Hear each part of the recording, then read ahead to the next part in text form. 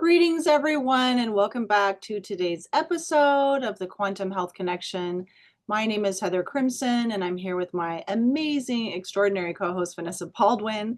And today we have a special episode here that we are going to face head on, embrace, and unpack for y'all. The recent kerfuffle with Tylenol is what we're going to be talking about today. And we want to offer all of you our perspectives on the bigger picture because nothing is black and white. There's a lot of nuance, subtleties, and gray.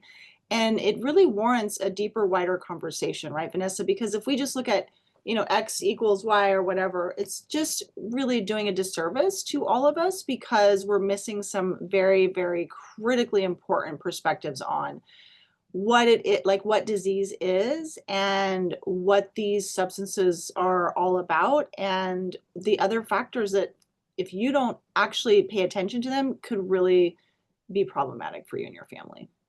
Yeah.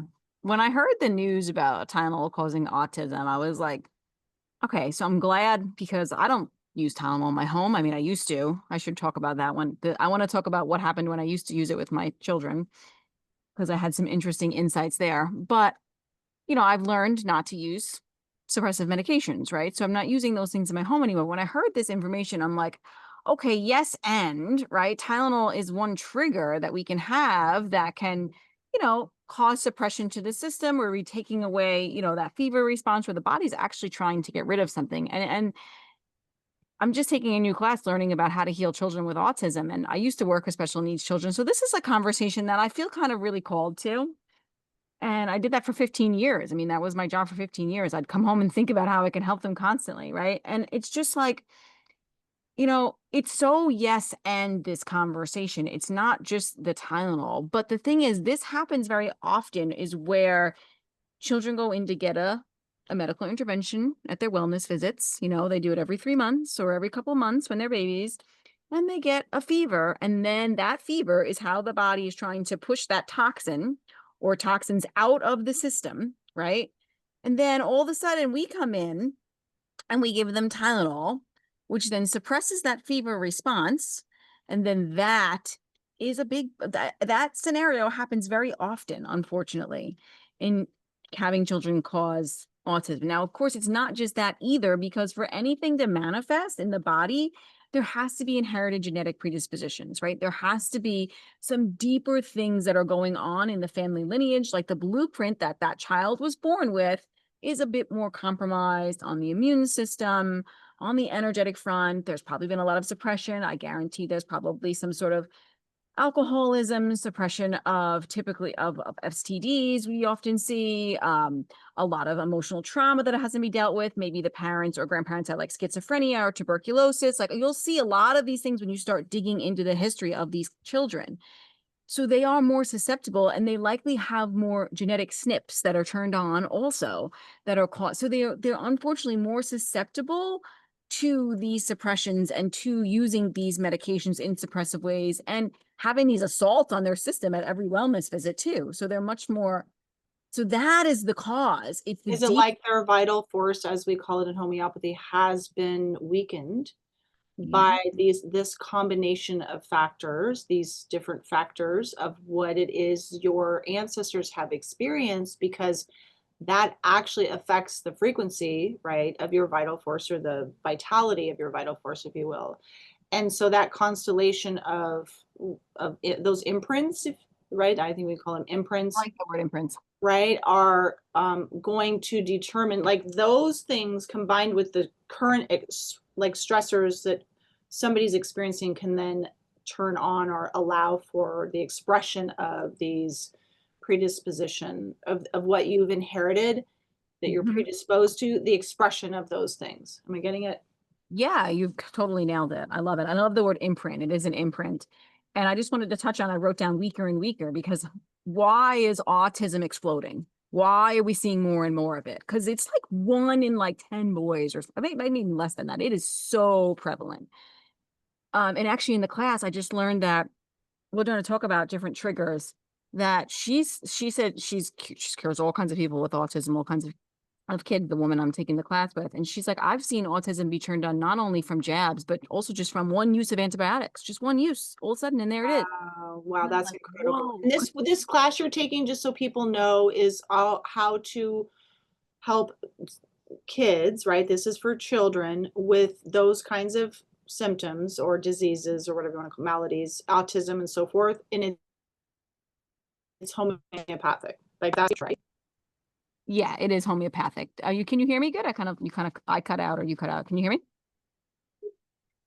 Yeah, you're blipping out, but I hear you now. Okay. Can you hear me now? All right. Yes, good. Okay, so yeah, that's what the course is on. It's how to heal complex children with homeopathy. But I honestly don't see something like complex children and everything like disease to me is all one and the same. It doesn't matter what the damn diagnosis is. It means nothing to me. Whether it's pandas, whether it's autism, whether it's pervasive developmental disorder, whether it's OCD, whether it's MCAST, it is all the same to me. It's all one and the same, in my opinion.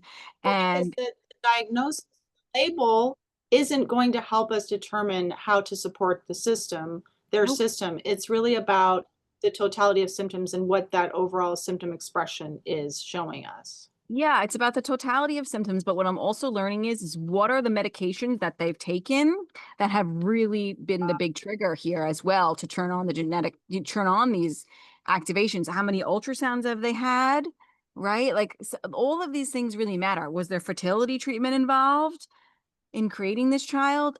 I mean, it's all of these If things. And there then, of were, course, if there were, okay, you have a lag, just so you know. If there's fertility oh, treatment, what are the dangers of that? Just briefly, so people can understand, because everyone looks at it as a really good thing. oh my God, I have so much to say on this topic. I hope you can hear me well Maybe because we should do a separate podcast. we should do a separate podcast, but I really want to just land this home in my perspective. Okay. So I'm a very empathetic soul, and I can't imagine what it would be like not to be able to bear children. I've never had a miscarriage. I got pregnant really easily, but every single woman that's my age group that I know in my has used fertility treatment or had trouble with it. So it's so common, right? Again, this is again the weaker and weaker society that we are building. That Yeah. nature is now telling us that our environment and all the things that we're using, we cannot have children because we're getting sicker and sicker, right? If in nature the sicker deer, if they couldn't produce offspring, they wouldn't have children, right? And then we wouldn't have children who are more compromised, right? Yes. You're So forcing the issue. You're forcing the issue with unfortunately weakened, right, people. They're yes, going to produce weakened children. There's no way around that. right, exactly. Now, I have the most beautiful niece and nephew and another nephew that's older who's 18, just going to turn 18, that are here due to fertility treatments. And can I imagine my world without them? Yeah. No. I mean, it's beautiful and I'm thankful, right? I'm thankful. But if you know that you've done fertility treatments, right? So your mitochondria, your vital force, your energetic load wasn't sustainable to have a pregnancy. You use this. This is a weaker system having a child, right? If you've done that, what I've done with my brother's kids, because I know now they have no jabs, they have no antibiotics, none of this, because I know that they're going to be more susceptible. So I'm like, anything they have, just let me know. And we've treated them homeopathically every single time, and it works like that every single time.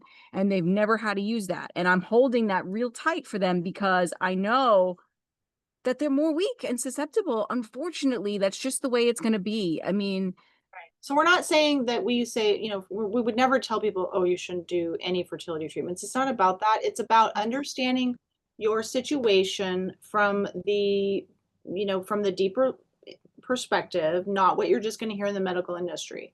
Like what is causing the infertility? That should be the first inquiry and investigation, if you will, about, well, what's going on with me? Because people, there's so much we could do a whole episode on. We need to do this. Not that yes, I'm you an do. expert in that. I'm not an expert in that, but we could give them the perspective of quantum and homeopathy and all of that. So what am I dealing with here? And if I'm going to force the issue, if I'm going to get outside intervention and sort of like force my body to do this, what are the long-term consequences and how can I mitigate those? That's what you're talking about. Long-term consequences for you and the children, right? Because you're going to have all of these suppressive medications, all of the hormonal dysfunction that's going to be ensuing from that. There's a lot. And then I also, it's like, to me, I know not everybody wants to, and this is just like anything else. Everybody wants the quick fix and they just want to go, like, I get it. Like if you're struggling, you want to have a baby, you just want to make it happen, right? But like, if you change your light environment and you change your food and you change your, your relationships and you do all the other deeper work and maybe you see a homeopath, and I'm actually going to be learning about a fertility protocol with homeopathy from another friend of mine. Like you can act, and homeopathy is good it's great for fertility. Sounds like a really, really good niche for you to develop. I have so many niches that I want to develop because I Yeah, do I have a bet you do. strong desire to have people using homeopathy for acutes. I have a strong desire to help children who are struggling on the spectrum. I have a strong desire to help children in general. I have a strong desire to help women with hormonal issues. There's a lot of things, but Oh, yeah, Myers, this is fantastic. You have so much healing to offer the world and so many gifts, Vanessa. This is amazing. and so do I you. mean, thank you. But our point here is that because we're like over here now, the Tylenol's over here. The point is we weave these back together, right? If you add in something like Tylenol to what we've been talking about with fertility, issues and whatever, what have you, whatever it is, Mhm, now you're playing Russian roulette, basically. mhm. Exactly, because you're more susceptible, and that's a Tylenol is a trigger. Suppressing the fever is a trigger. The antibiotic is a trigger. The steroids to suppress the skin eruption, that's a trigger. There are also mental emotional triggers, which we talk about all the time. The divorce is a trigger. The abusive father is a trigger. The parents who are constantly stuck in fight or flight, they're a trigger. Like these are, and that's why, another thing that I'm learning in my courses, which I've said many times, if you have a child on the spectrum and you really want them to heal, you have to do the work too. You as the parent, your nervous system, your vital force, your energetic field is all they're all bouncing off of you. That's what our kids do, and I see it with my own kids. The more aligned and the more balanced I am, the better my kids are. Right. And my kids aren't on the spectrum, but they're going to touch into that. And these children who are on the spectrum, they feel more. They are more they might not be able to, like, the telepathy tapes, like they might not be able to be expressive and they might not be able to express their wants and their needs, but energetically they are feeling you and your energy more than you realize. So that's why tapping into your energy is and working on you is really important, whether that's with a homeopath or other things, whatever you decide, but it needs to also be treated. It needs to be also worked on. It's not just about treating the child and fixing the child. It's about the whole Out family a system. You're a system. You're yeah, attached. You're connected, and system. your nervous systems and your whole bodies are interacting, and your energy impacts them, and vice versa. So you can't just look at things isolated. So, No. but you can look at Tylenol in the body biochemically, right? Is that it suppresses um, Mhm. your glutathione, and that's a big problem. So I'm sure people have already heard this, but we want to reiterate that this is one of the key things with Tylenol and why we're going to share with you a lot of other options that not just about the most important principle to for you to reframe is that fevers are not bad, they're good. So we're going to talk about when you should intervene, but short of that, they are actually, like, I'll just be honest with you all right now, and Vanessa already knows this. I have not had a fever for freaking, like, I don't even know, Vanessa. It's probably been like 20 years. I am not freaking out about it, but I am dismayed. Like, I am concerned. If I haven't had a fever for a long time, that is a very bad sign. It means my level of health isn't as high as I want it to be, and there's more possibility for some chronic nasty things to come. So I'm working on that. Like, I'm working on, I don't know how to make myself have a fever, but I'm working on my overall health a lot. I think you should take that other remedy we were talking about because it's one for a very suppressed system, you Remind know? me after we're done with the It's show. an But opener. It's an I do. opener. Yeah. Yeah. Oh, yeah. Okay. Yeah. So, Take it. okay, Yeah. I'm going to order that today. So, but the thing is that if Tylenol suppresses your glutathione, right, and that's your one of your body's main antioxidants, and it detoxes the body, right? So now we have a problem because the glutathione protects your liver, your brain, and helping your nervous system to develop. And so Tylenol, acetaminophen, depletes glutathione in your liver. So what does this mean for children, Vanessa? This is really bad news. Yeah. And especially if you have the gene mutation of MTHFR, which I do, you already don't make glutathione very well. I have a lot of genetic SNPs. It's like I don't make all the antioxidants that your body gets, I make none of them well, by the way, just none of them. And glutathione is one of them. And then if you're not making that very well, you're going to have more issues, in that. So most times children with autism are going to have more of these genetic SNPs. It's just likely. And I don't think like genes are your destiny because those SNPs can be turned on and off, but you're certainly going to turn that one on when you take Tylenol. And that's part of the problem. People are going to hear this and they're going to say, oh, I'll just supplement glutathione. Yeah. Yeah. Well, And you would say what to that? well, I don't know. So I'm not totally against it, but I'm not totally for it. That's how I feel because number one, these SNPs can be turned on or off by our environment, right? The genetics load the gun, but environment is the trigger, pulls the trigger, right? And also homeopathy can support it. And then so you can get those genetics working more appropriately by switching your environment, using things like homeopathy and other energetic medicines. Now, the other thing too is if you overtake things like glutathione or any other, like even vitamin C, the body's natural, you're like too much antioxidant. It's not selective. You're taking too much of it. It can cause problems because the body's like needs these antioxidants to have these kind of like reactions to like support it. I can't think of the word. It's like slipping my mind, but it's like it's like communication, right? When something Active oxygen species, your mitochondria are keeping tabs, and you need to have this feedback system, and you're interfering with that. So then the mitochondria are going to know what they're doing. Thank you. You said it perfectly. That's what I was trying to say. I couldn't get the words out. But yeah, so then you're shutting that down all the time. And that those reactive oxygen species actually are serving a purpose. So we don't want to be doing that. There are things like selective antioxidants like melanin on our skin when we build a tan. That's selective. It's like a smart antioxidant. Your body's going to know what to do with it. Okay. Same thing with earthing. That's a smart antioxidant, right? And it doesn't mean you never take some vitamin C or you never take glutathione, but I wouldn't recommend taking it on a daily regular. That I think is where we run into problems. And people will do this where they're taking glutathione and they're taking melatonin and they're taking vitamin C and they're taking all these antioxidants and you're squelching all your reactive oxygen species. And then they're not actually giving they're signaling molecules so the body can actually do its healing work. So that is where I'm against it. If you have a short-term acute illness and you need to take some glutathione to give your body a little bit of support, okay, sure. It's not going to hurt you, but long-term, no, I'm not a fan. That's Okay. how I feel. Thank you. Do I take a little vitamin C if I have a flu? Yeah, camel powder, great. Little raw honey, I'm good to go. Whole food sources. Yeah, always try those first. Always whole food because then it's in the whole food form, right? Yeah. So I think that this is, it is important. I saw, I think it was you who sent me the TikToks of the pregnant ladies like downing the glutathione. I mean, not the glutathione, the Tylenol after hearing these things, and I was like, oh my God, my heart just wanted to crash and burn because Caught up in the left versus right bullshit that I just am so divorced from oh, right now. please don't. I'm so like, what is really good for your body? And it does tell you right on the bottle not to take it.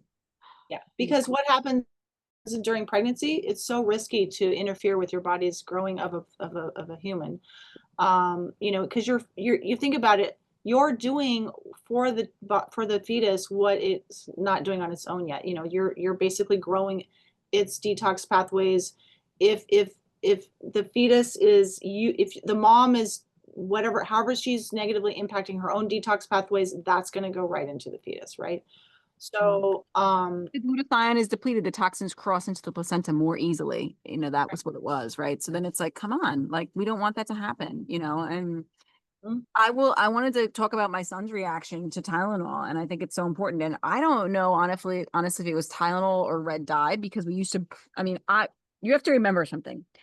I grew up extremely conventional. Like I am like talking to a different person. Like if you knew me 5, 6 years ago, you'd be like, and you said some of these things, I'd be like, Tylenol's fine. Like I wouldn't think of these things, right?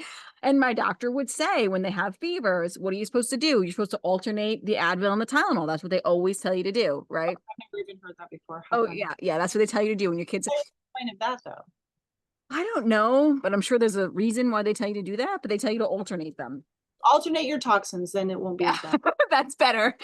And I will say, if you have to pick one of the things to take, like Tylenol or ibuprofen or Advil, I think Advil is ibuprofen. That is the lesser evil. if you had to, like you have no choice, right? That would be like the last resort. Hmm? Which one? Which one? Ibuprofen is the lesser evil. Yeah. So ibuprofen, you I guys. would If just throw out all your Tylenol. And if you need to rely on something suppressive because you try all the homeopathics we're going to mention and you don't get what you need, ibuprofen is the least suppressive out of all of them. okay, But Brendan, I used to buy the Tylenol, it was cherry flavored, so it was like red, probably had red dyes in it. My God, that child, it's my middle son. He's an angel, by the way. He never is bad. He's just like he's such a good kid. He's still this amazing, really good kid. I'm telling you, he's an old soul. He's been here many, many times. And oh my God, my mom sent me something about how, like, your children are sent here for you. And he is sent here for me in many ways, to support me because he's such a good kid. Anyway, we used to give him Tylenol. That kid would be off of the wall whenever we gave him Tylenol. Like, I'm telling you, I had never seen him act like that. what do you mean he became ornery? No, hyper active and just like buzzing. He was buzzing. Like, it was like, whoa. And we said no more Tylenol. But I did want to point this out because I learned this in my class the other day and I was like, holy freaking shit, I never realized this. So we used to give Tylenol to the kids when they had fevers when they were younger, right? Because didn't know this information, right? This is why I have a lot of empathy for people, and I'm always very kind and never be like, "Oh, you're not smart. You didn't know these things," because I didn't know these things one time either, right?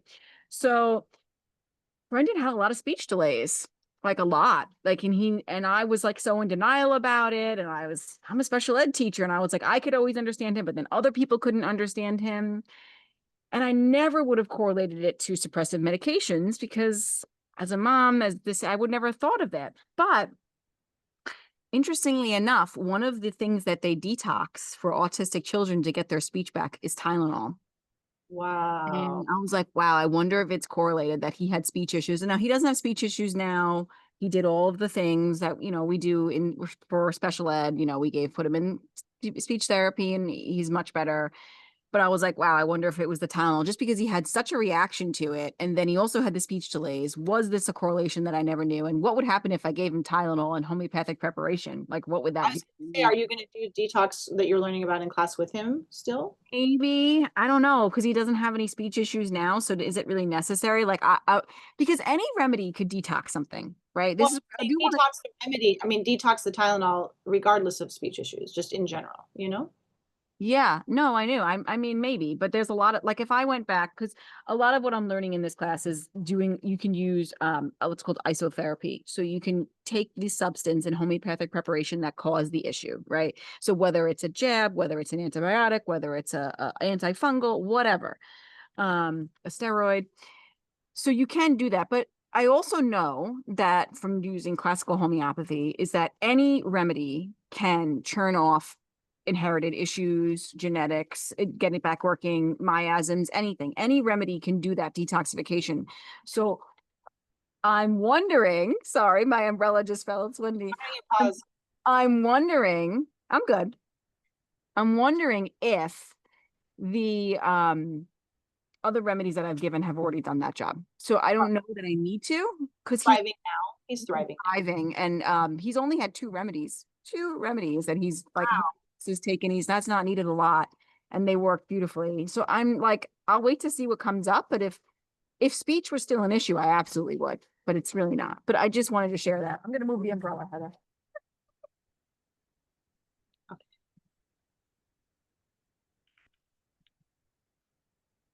All right, let's hope it doesn't fall again on me. Okay. Okay. So it's windy here and I'm outside, guys. Sorry. So anyway, I just wanted to share that because I thought that was such an interesting a parallel that I never put together before. Like that Tylenol would cause speech issues, it's like, wow. Well, yeah, we know that in homeopathy, there's definitely trajectories and pathways. So, like, lots of use of the asthma medications later results as other things, right? So, Oh my goodness. Yeah, well, yeah. All kinds of it just keeps going deeper and deeper, right? So yeah. And I would say skin eruptions, like use of cortisone and suppression of skin eruptions, that's another one that I would put on the list of, causing these certain things. Mhm. So yeah, but we definitely want to think about miasms and actually writing a course on miasms now. So excited to share that one when it comes out. It's going to be a little while because it's probably going to be long and in depth, but I'm excited to do it because they're like miasms. When you hear that word, it sounds kind of like, what does that mean? It's like the homeopathic term for genetic predisposition. It's like the blueprint that you're handed down, right? So autism isn't caused, like we said before, by a single drug, a single food that you eat, like gluten or dairy. Yes, these can be like, make it worse, but they're not caused by that. It's not caused by one single jab. It comes from these like deep inherited tendencies that are passed through the family line. And these tendencies stay dormant until something triggers them to come be activated. That's the main thing. And it could also be mental emotional, like I mentioned before, right? It absolutely can. So Tylenol is just one of these triggers, but there are very many possible triggers, right? So mental emotional would mean unprocessed emotional trauma, Yeah. chronic emotional stress of a bad relationship, you hate your job, all of that stuff. We don't realize how stressful it is for the body long term and how much energy you're losing. Yeah. And in a child, like I said, it could be a divorce. It could be somebody passing that they love. It could be, being made fun of at school. I mean, all of these things. It could be I fell in a lake, in a cold water lake. I fell and got hurt and I got a concussion. Like all of these things. Like That happened to you? no, not me, but I'm saying if that if it did, like that would be these could be blocks, right? Like if these things happened, they would be certainly things that could turn on genetic predispositions. So it can be also emotional, it can be physical too, as well. Yeah, it's any stressor that depletes your life force, your vital Yeah. force. Yeah. Of course, things like heavy metals, chemicals, pesticides, glyphosate, I'm like watching the umbrella, any kind of antibiotic use, suppression of skin eruption, steroids. If the mother had a very high stress in pregnancy, or the mother had that, like things that were, what was going on with the mothers before, well, conception, during conception, throughout the pregnancy, all of that, did she have a loss? Did something happen traumatic to her? Like then that could really matter as well. We mentioned fertility treatments before. Nutrient deficiencies actually play a role, of course, chronic inflammation. Yeah, all of this stuff plays a role. So the real issue is really the suppression, though, with the Tylenol in specific, right? The body uses the symptoms like fever to heal. We suppress it. We force disease deeper into the system. And that just doesn't apply to Tylenol. It applies to like this whole broader pattern of suppression in modern medicine, right? Yeah. So to me, autism, autoimmunity, chronic illness often follow the same repeated pattern of suppression in a child for sure. Like you'll see it. Like if a child usually is struggling with something so deep like that, they've had a lot of suppressive therapies typically.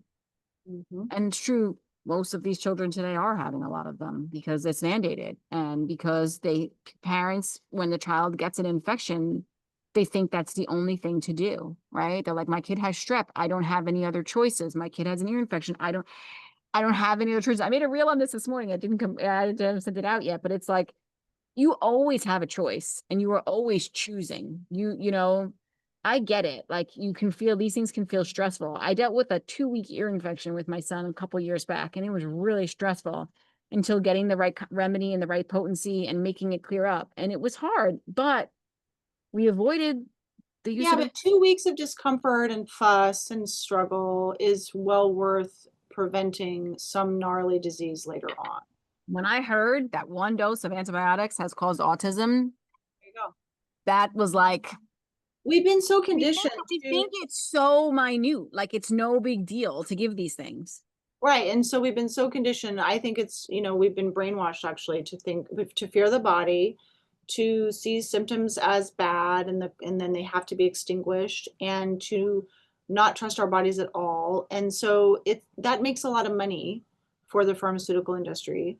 So if we espouse, a more, holistic and healthy mindset around our bodies functioning, trusting our bodies, honoring our bodies, understanding that the body never makes mistakes. Everything it's doing has a freaking reason. And if you squash that, you're really harming yourself. Like that to me is the true injury.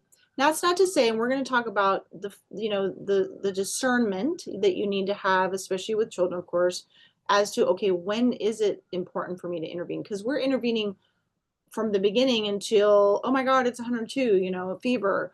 So it takes some confidence. It takes that huge trusting mindset of like, it's your body doing what it needs to do. And if it gets to be to a point where it's dangerous, like the body is in distress and it's like over 103 fever, okay, then we can think about like, let's intervene. Hmm. So we have to help parents to be comfortable in, because it's hard to see your child suffer. Most people don't want to suffer. It's like, oh my God, I'm missing work. I feel like crap. My kid's missing school, this and that and the other. It's danger, danger, danger. So we're stressing ourselves out all over the place. And then we're basically poisoning ourselves with these chemicals and drugs to get back to normal, right? With 100%. some serious long-term consequences. So I think if most parents knew what exactly they were doing to their children with these suppressives, they would just be like, "Oh my God, I'm so sorry. What did I do?" And And you've had that experience. You've had that experience yourself. there's no guilt or shame because you only do what you do with the knowledge that you have, right? Like my doctor would say, "Oh, just give him my doctor he was old school, my pediatrician. Like I found an old school pediatrician and he was like very conservative with medications. Like he didn't give antibiotics out like willy-nilly, like which was nice. But he would say like fevers are dangerous and you need to, get rid of them. And, you just follow the protocol of what he says to like alternate these medications. Like it's no big deal. And then I also just came into my mind when you were talking about fertility treatments. I also wanted to mention we think the use of ultrasound is also, no issue. And I also learned that that is not true at all. And that it's one of the main remedies or things that needs to be detoxed for children with autism is the use of ultrasound. And then if you are done for fertility treatments and you've been more you're an older mom, they say, oh, you're at more high risk, you're having a lot more ultrasounds. So maybe you've got like 10 or 15 throughout, the pregnancy. And uh, ultrasounds are bad because I'm guessing you're just radiating your child. yeah, it's radiation. Yeah, it's radiation. We think it's safe, but it's not, unfortunately. So I would have, if you're pregnant, I would avoid those as many as you possibly can, have zero if possible. So I wanted to mention that. And then I wanted to mention too, the miasmatic remedies typically associated with autism are usually tuberculinum, carcinosin, and menarinum. Those are the main remedies that are miasmatic. There are a lot of remedies for autism that we use in homeopathy, but I just wanted to bring that up that those three you should not use those without seeing a homeopath though, but those are the three main miasms that are usually present that we see. Oh yeah. Okay. So Yeah. what can people do? Let's talk about how parents can start to basically embrace other practices once they have this mindset shift Yeah. of what they can do to help their child and or themselves in order to move through the fever situation without freaking out and resorting to the big guns. Is that the thing is that I don't know what it is about our society that we have such a stigma about resting. It's really weird.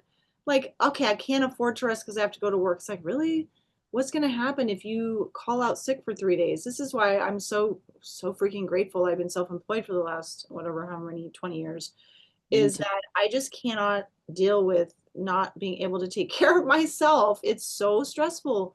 You have to rest. You have to slow down. You have to sleep more. Your child needs to rest, And you sleep. might need to stay home with your child. Yeah. And I know it brings up issues for people who don't have that economic, ability. And I just encourage you to find a way to do it. And if you can, if it is not going to break the bank, then definitely stay home as long as you need to. Yeah. I mean, Heather, when I taught, I never took days off. It was so rare because I was like, it was Good. just, yeah, I just would push through all the things because it was just too much work to stay home because I had to spend so much time creating plans and, to take off. It was not simple, especially with a class of, special needs children for somebody Right. to step in and take that job, do that job. It was so hard. So it wasn't a financial thing. It was a responsibility thing for me. Like, I'm not going to be there for those kids, but truthfully, they'll survive a day without me or two, when needed, if they needed to then. And I learned that as I was, in teaching longer, I had like emergency plans set so that I could do that when I had kids, but I was of that mindset. And now working from home, yeah, that's totally different. And if I'm feeling run down or tired or I feel like I need a break, I just block days off. So I'm not working, because I need that. And I wish that everybody could have that kind of life. And I know that's not accessible maybe in this moment in time, but we really do need that. Our kids need our care when they're dealing with something. We need to take care of ourselves when we're dealing with something, and we need to rest, Mhm. not try to push it. So, About comfort, soothing, being able to provide a really good refuge and cocoon for your child to, right, be able to let the body do it. It's like low stress, right? Safety, comfort, soothing. That's what's the first order of business. love Uh, it. yeah, so the body can heal, do its job. Yeah, I would also say, hydration is really important. You can use herbal teas, bone broth, amazing. Sips are better than gulps, especially if there's any nausea or anything like that. But you do want to stay hydrated. A little sea salt, a little lemon and honey, maybe if they can tolerate that. Warm temperature is usually better than cold for the system. They can handle that better. I mean, of course, go with what your child's asking for, desiring, craving, because their level of thirst or what they wanting cold or warm all means something. But, you do want to get some hydration in them if possible, and also don't force eating. The body doesn't want food. That's fine, especially during a fever. It's smart. It knows. They don't have to eat. I had a stomach issue yesterday and I was like, my body doesn't want to eat anything. So I didn't eat anything and I drank some ginger tea and I took some takasumi and I went to bed and I woke up perfectly fine. Like my Practice body, is a bamboo, right, charcoal. yeah, it's activated bamboo charcoal. And I think I remember I learned from Carrie Bennett that it helps infuse like infrared light into the body or something like that. Pretty amazing. So yeah, it was perfect. You don't always need a remedy either. Like that's another point of reference. Like I could have taken a remedy for stomach cramps and not feeling well, but instead I just was like, okay, I'm just going to do this and I'll go to bed. And it was great. I probably had like a 20-hour fast. My body didn't need to eat. That's what it needed. That works too. But don't force kids to eat when they have fever. Starve a fever is like the old saying, right? Starve a fever, feed a cold, right? I think my grandmother used to say that. Maybe like light soups if that feels good, or like stewed apples, or even like fruit juices, not like pasteurized, with all the junk in it, but like if you can make your own fruit juices, that's super hydrating. Nothing that's gonna like have to be like heavily on the digestive system, because the body needs to do the work of the healing, right, instead of like working on digestion. And the healing is occurring primarily through the heat. So your body is increasing its core temperature in order to kill off pathogens or expel things, sweat, all the things. And you don't want to impede that. So trying to arrest and reverse the fever, you're working counter to the body's efforts, and you're really undermining the whole healing process that's trying to happen.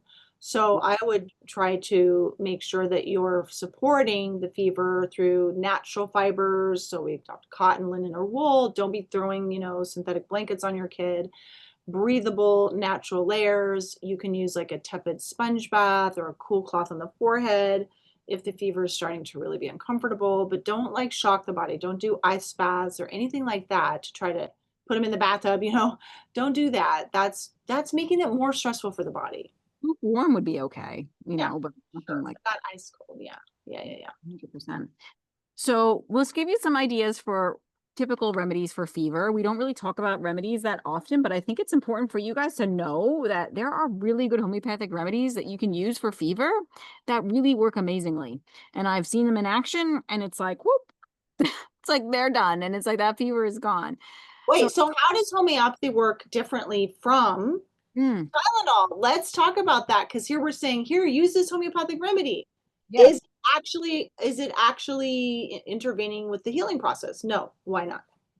No, but it's not suppressive. It works with the body, never against the body. So what it does, it resonates with the body and it helps, the vital force. It's like a catalyst, like a nudge to help the body do what it needs to do to remove what's not serving it. So it works with the body. So it's going to help the body.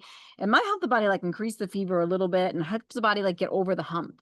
So that's all it's doing. It's not suppressing the fever. It's not going to take the fever away in a way that would be harmful to your child. It only would support the body in removing things and helping the body Like heal. a boost. It's like a boost. It's like a here's some extra energy. Here's some Yeah. oomph in your body to be able to Well, handle this, yeah, right? also definitely extra energy. Yes, 100%. So it helps your body get over the hump when, especially if it's stuck too. So aconite is one you want to think of. It's sudden fever. Aconite is going to be very, very sudden. Okay. And it usually comes on after exposure to cold wind a lot. The child will be anxious and restless. The child will also have possibly, chamomile has this too, but one cheek pale and the other red. And the child will have a great thirst for cold water, and they'll be very, very anxious and restless with the fever. That's how you know it's aconite. And if they were outside playing on a cold, windy day and they get a fever, suddenly aconite is the remedy. And that does happen with children, right? Some of that are more susceptible to that. Now, belladonna is another one to think of, and I would recommend having aconite, belladonna, ferrum phos, and chamomile in your home if you are have children. Those are the four remedies we're going to go over. But belladonna is also is very intense and sudden. The child is hot. The face is flushed and red. The pupils are dilated. Belladonna is like hot, red, and high. It's an intense fever with a flushed face, hot skin. The skin is going to feel boiling. But their hands and their feet will actually feel cold. They could have a throbbing headache. They're going to be weak, lethargic. I use this remedy with my niece. She was over during Christmas time, and it was like, wow, this is so belladonna. And then gave her it. That fever was gone within 30 minutes, and she was like back up to herself within 30 minutes. Because belladonna and aconite, they come in, certain remedies come in suddenly and quickly and fast, and they leave just as suddenly and quickly and fast. Whereas other remedies like gelsemium, bryonia, pulsatilla, they're more like these slower acutes that build. Aconite and belladonna are not like that. They are like sudden and intense things that happen to the system. Ferrum phos, I would just want to say with aconite and belladonna, a 30C and a 200C potency would be where I'm at. And aconite and belladonna are going to have high fever. You're going to use the fever will be high. It could be as high as 102, 103, 104 for these remedies. You will see high fever. And belladonna also comes on at 3 p.m. often. You will see that fever get worse at 3 p.m. Ferrum phos is the first stage in a fever. You could use it. It's a cell salt. I would use it in a 12X. It's a first phase of fever. It's like a mild fever. Ferrum phos is actually iron phosphate, and it helps carry oxygen to the tissues. It's like that's how it supports the body. That's what it is. It's a tissue salt. And the child will be pale and weak, but there's not a lot of other symptoms. So it's like this slow fever that's kind of coming on without any other symptoms. Try some 12X of ferrum phos just to support them, and then you could look for the other homeopathic remedy. Chamomile is another invaluable remedy to have as a mother. They're fever, but very irritable, inconsolable, capacious. You give them something, they throw it at you. They demand things, reject them. They're usually thirsty. They can have the same presentation of aconite as the one cheek red and the other pale. And they usually are worse at night. If your fever is with teething, it's chamomile, typically. So those are just four main fever remedies to have in your home. I would have them, like I said, in 30C and 200C. If you give a couple of doses, like 2 or 3, just pellets under the tongue, don't touch it, let it dissolve, and they are not better, then you don't have the right remedy. Because after 2 or 3 doses, you should see some improvement. And you might need to contact, myself or Heather or or homeopath for some support. But they can work just as well as Tylenol, and they're not going to harm your child. Let's just go there. And like I said, the tissue salts, ferrum phos is another one to have. It's good for first stages of inflammation and fever. It's very gentle. You can use that one in a 6X, and Cali myrrh also helps with congestion and like second stage fever. This is when like the thicker mucus and the glands are swollen, like the child had a fever and now it's going to the cold. Cali myrrh is in 6X potency, can be really, really helpful. So we're hoping that that's supportive to you, but if you need to know more information, I do have acute courses that you could take. My common childhood ailment course goes over fever and all different kinds of childhood things, whether it's teething, whether it's whooping cough, whether it's molluscum, whether it's, all the things that children have, bedwetting. I would definitely recommend learning how to use homeopathy for acutes, because again, I'll say it again and again and again, but acutes heal chronic disease. And if you don't suppress your acutes and you treat them appropriately with homeopathy or some other natural medicine that you like, I love homeopathy, you're going to prevent chronic disease later on in life, because one of the reasons why we have chronic disease is due to suppressing all of the things all the time. So if we don't do that, we're going to be in a better situation. Yeah, because your acutes are actually expelling and ridding the body of things that have been, right, either in your body and or recently acquired. And if you suppress those, you're just adding layers of crap inside of you. You want to move that stuff through and let the fever do its job so you don't accumulate unprocessed, garbage, and then you're going to get disease later. So Garbage. I like that. the good thing about acutes is you can treat them homeopathically yourself. Chronic issues are way more complicated and require homeopathic care. So, yeah. Other options you can do that we mentioned a few earlier, but you can do the herbal teas, right? The bone broth we mentioned, but you can also do chamomile, lemon balm, and catnip teas. A lukewarm bath with a little bit of lavender oil just for calming and soothing. You can do the cool compresses with apple cider vinegar on your head or on the joints. That's a very traditional, like, folk remedy. Those are the things we need to really bring back. And you can even Google stuff like that, like, folk remedies for fever that are not about medication or Tylenol would You be could do an Epsom salt foot bath. That just came to me. Like Epsom salt is so good. What about the old tradition of putting the onion on the ear when there's an ear infection? I did that. Why It not? it works. It's helpful.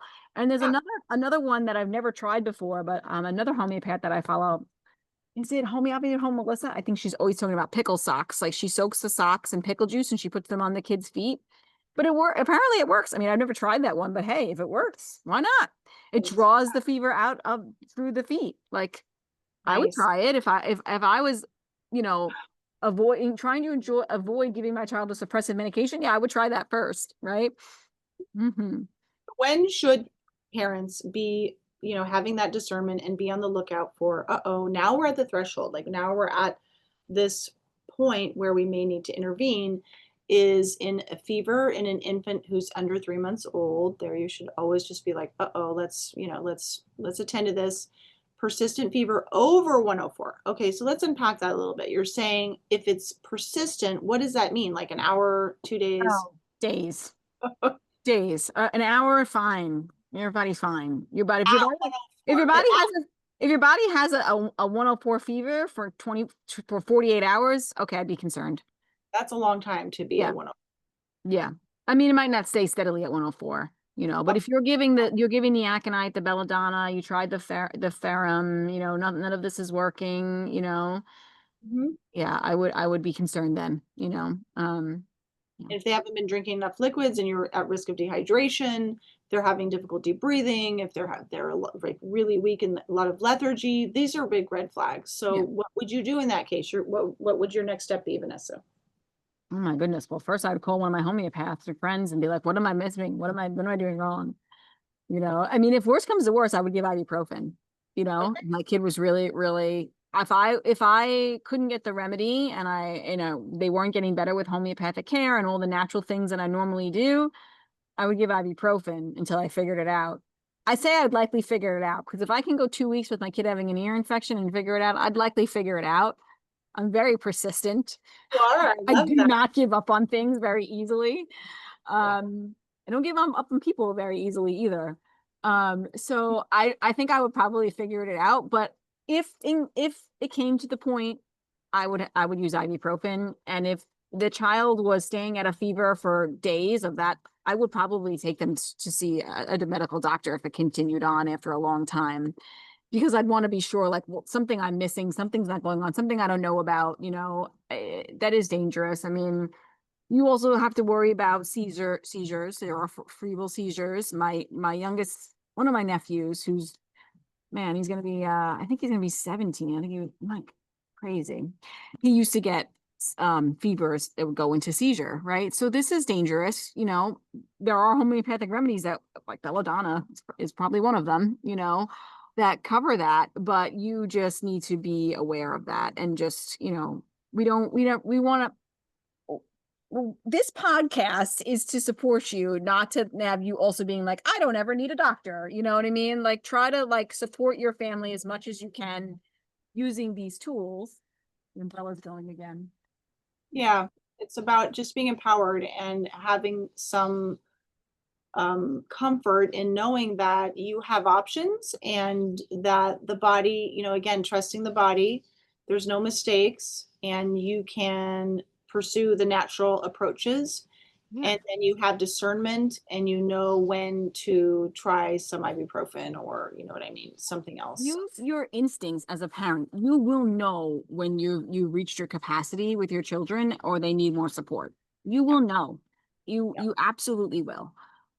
So I think using your intuition is huge. But then the more that you have the knowledge of these things, that's going to be better for you and your child, right? Because you're going to have that be equipped with the information. That's what I say. You know? Right. Yeah. Right. Hmm. So just to summarize everything, and observation is that probably I would say kids, and you remind me because now I'm forgetting, kids with autism don't have fevers. Is that right?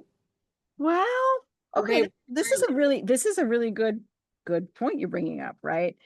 I have seen both ways. Sometimes they can still get fevers because they're still pretty young, and they're still getting fevers. So this is Heather's bringing this up because the lack of fever is a sign of chronic disease. When we stop getting fevers, we have too much chronic disease and the body's not strong enough to mount that fever response anymore, right? The body's too weak. It doesn't get fever. Homeopathy is a great way to bring back fever. I had two acutes with fevers this last year there was like one in like February and one in like April. And I was like, amazing. Yes. And I felt really good after both of those acutes. I was like, my body did some of the junk came out of me, it was like I really felt good about that. But yeah, sometimes you will have cases of autism or like deeper like mast cell, like really intense chronic disease where they're not getting fevers anymore. If they're still getting fevers and acutes, that's a good sign. And usually when those acutes come up, the remedy is like super, super clear and one that their body really needs to help healing the long-term process of the autism, because healing autism with homeopathy or holistically it's a years process. Any chronic disease is a years process. I just want to say that now. In the class, I asked this question. I said, how long do you see it in, she said, take to heal. And she said, under 5. If you catch them under 5, you're talking about 2 to 3 years. If you're catching them after 5 years old, you're talking about 3 to 5 years it could take. So it's a process, and that's why you got to stick with it and, So just interesting because this reminds me, I'm not, this is like not completely irrelevant, but how we've had this whole movement of like normalize autism and it's their neurodivergent and it's okay and yeah. honor that. I'm like, who the hell, what kind of parent would want, like, I want you to have autism? Like, I cannot wrap my brain around that. If There's a this lot to be taking the like, class from Vanessa is healing kids with autism, wouldn't you want that? Like, who wouldn't want that for their kid to be whatever we want to call it, neurotypical? I don't care. I just think there's so much depth to that conversation, Heather, like, because there's a level of acceptance and loving my child of where they're at and who they are. I'll never forget this one parent who told me her child was a lemon, and she adopted this child, by the way, because she had autism. She literally told me her child was a lemon. That's She horrible. told me, you know what it's like. It'll stick with me forever. She's like, it's like when you get a good book and you think they're going to be amazing because you look at the cover and you think it's amazing, and then you open it up and it's shit. And that's how she described her child that she adopted. I That think child, by the way, eventually I found out later on in life, because she was autistic, she was on the spectrum, but she was really smart. She was more like in the Asperger's, and she was really like, she had a lot of talent. She was a beautiful girl. She emancipated herself from that family, and she's not with them good. anymore. I found out. That is reprehensible. I'm not saying you don't accept them. You absolutely accept and embrace them. And because you accept them, you want to see if it's possible to help unburden the body and Yes. get rid of the suppression. That's all I'm Of saying. course. Oh So, yeah, of course. But I right? think there's this fine line of like accepting, but Yeah, also still trying without being like hyper vigilant about fixing and yeah, making sure that your child is like normal, because they might never be 100% like neurotypical, but they might get their speech back and they might be able to not be having temper tantrums. They might not be flapping, and they might like, it might get like, we might then all of these symptoms may get better, but they might still be a little bit different than your neurotypical child, right? fine. So That's fine. Whatever. It's just that if you just do yeah. nothing, you're like, oh well, this is that's what Well, we got. You Let's don't just want to be complacent either and be like, yeah. not celebrate flapping. I'm sorry. I don't get it. Anyways, so autism is not caused by one single event. It's a predisposition plus suppression, other stressors, all combined of these triggers, these catalysts. They're like catalysts. And Mhm. Tylenol is just one of many potent potential contributing offenders to suppression. That's it. Yeah. Yeah. And the parents can be empowered to make their own choices and support their child's immune system in safer ways by using things like homeopathy, especially in fever. And then you're avoiding one of those potential triggers, right? Especially if you know that your child is in a more compromised, person and in a compromised state. And then it's like you're not powerless. You can protect and support your child by honoring the body's wisdom, right? And yeah, I think that was really good. And I think that if you want to learn more, try my homeopathy for acute courses, check those out so you can support your children there. I take clients in like for acute emergency consultations. I do that. So, just have to DM me or send me an email and say my kid's having this emergency. You can book it on my website too, but usually that's works better in a email or something like that. Um yeah, and then I'm trying to think of anything else. That's it, I think. I think we did good. Anything else we missed? No, I think we did great. Good Yeah. job. Good job, us. And yeah, and I will be. I mean, I'm taking autistic clients now and people on the spectrum now, but we'll be I am taking this training on it. So, because it is a passion of mine, and I feel like we can really do a lot better. So yeah, Absolutely.